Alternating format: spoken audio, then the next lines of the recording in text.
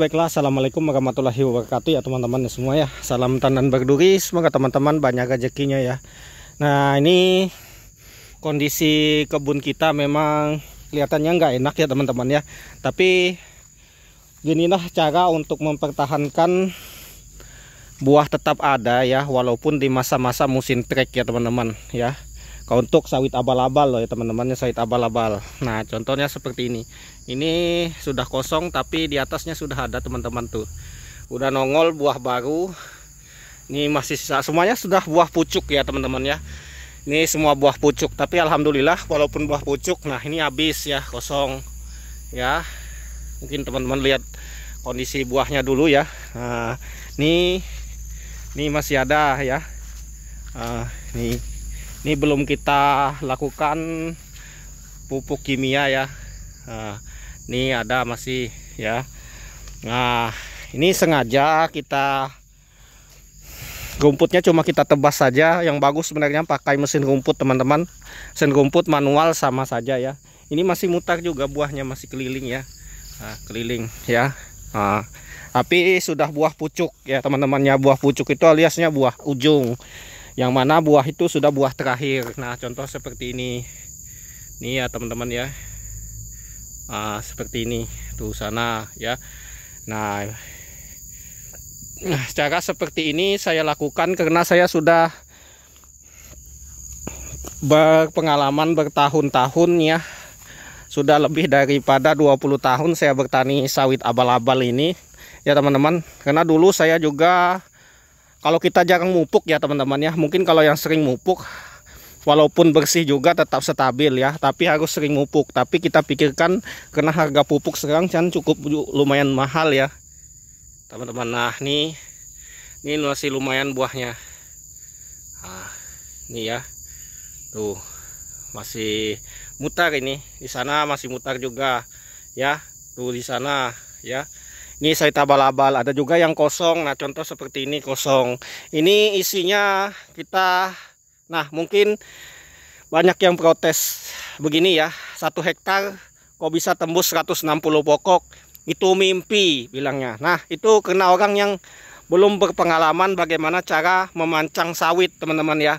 Cara mancang sawit itu agar hasil atau dapatnya banyak, bibitnya banyak, masuknya bisa sampai 160, biasanya kan cuma 125 saja dalam 1 hektar. Nah, itu kalau pancangan yang normal teman-teman, dia biasanya mancangnya dari pinggir. Kalau kita ini mancang sawit ini dari tengah ya. Posisi kita ambil titik paling tengah ya, agar nanti dapatnya banyak. Karena yang di pinggir-pinggir nanti biarpun rapat tidak masalah teman-teman, dekat batas-batasnya orang tuh tidak apa-apa, kita tanam rapat. Nah, seperti itu. Di tengah kita jarang sesuai standar ukuran. Kalau di pinggir itu ada yang 7 meter, ada yang 6 meter, nggak masalah teman-teman, karena sudah di pinggir. Dan juga kalau kita pancang normal di pinggir itu hasilnya juga kurang bagus. Apalagi di pinggir itu kalau sawitnya sudah sawit orang lain tinggi atau di samping hutan teman-teman. Nah, seperti itu. Kadang-kadang orang seperti itu komen tapi tidak berpengalaman gitu loh. Nah, kalau saya sebenarnya, karena saya sawit ini semuanya melakukan sendiri ya teman-teman. Baru sekarang aja saya itu pakai anak buah atau anggota, karena anggota minta ya. Dan saya waktunya juga tidak cukup ya, karena banyak kegiatan saya sejak saya, kalau dulu saya masih bujang atau jomblo ya teman-teman, ini saya kerjakan sendiri semua karena waktu itu banyak ya, nggak terbuang untuk keluarga apa, nggak, kita banyak ngisi untuk urusan keluarga semua kalau sudah menikah itu teman-teman, atau berkeluarga.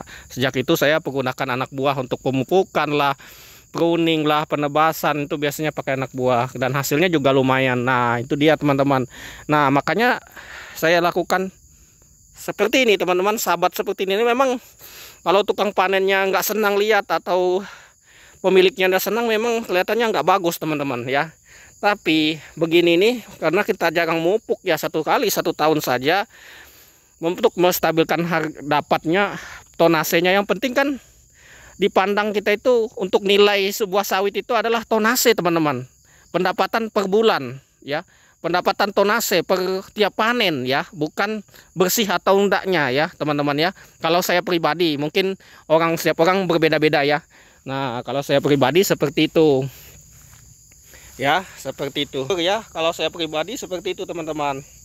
Ya nggak peduli itu sahabat ataupun apa, yang penting hasil. Nah gitu juga anak buah saya atau tukang-tukang panen saya, pekerja saya, karyawan saya, dia nggak peduli itu sahabat atau enggak, yang penting mereka tonasenya dapat biar panen. Ya minimal 1 hektar itu ya 1,4 ton atau 1,5 ton atau 1 ton paling minim di musim trek ya, di musim trek parah ya. Nah makanya ini himbauan dari mereka juga, karena juga kita berpengalaman untuk menstabilkan.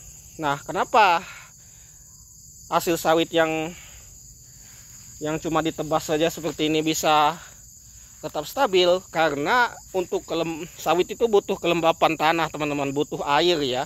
Nah apalagi hujan-hujan seperti ini air, ini contoh. Nah teman-teman, kalau hujan ini rumput ini menyerap air dia, jadinya untuk panas sehari atau 2 hari dia belum kering teman-teman ya, belum kering, dia tetap masih lembab, masih basah. Coba kalau disemprot total bersih, panas sehari aja sudah tanah itu kelihatan kering dan gersang ya teman-teman ya, kering seperti itu, gersang, keras. Kalau ndak kita rajin mupuk, ngasih nutrisi yang banyak ya, hasilnya ndak bakal dapat ya. Untuk 1 hektar itu 1,5 ton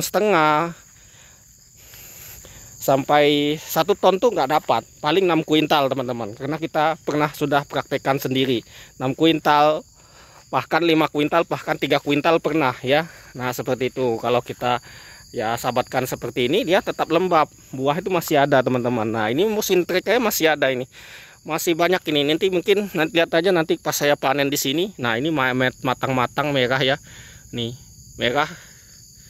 Ini siap panen sudah. Nah ini waktunya memang, karena ini ketemu Lebaran kemarin agak mundur sedikit waktu panen kita, mungkin 21 hari baru kita panen, bahkan sampai 1 bulan ya teman-teman ya.